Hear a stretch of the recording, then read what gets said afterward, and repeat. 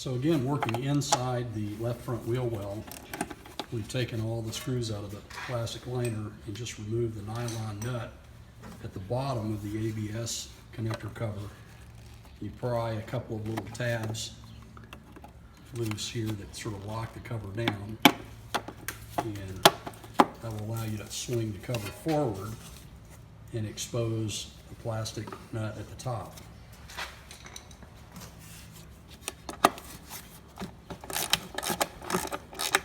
Be aware that these nuts are pretty easy to round off.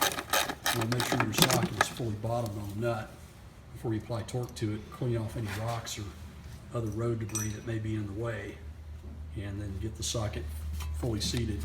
It's also helpful to use a 6-point socket, and you should be able to begin to pull the wheel well liner loose.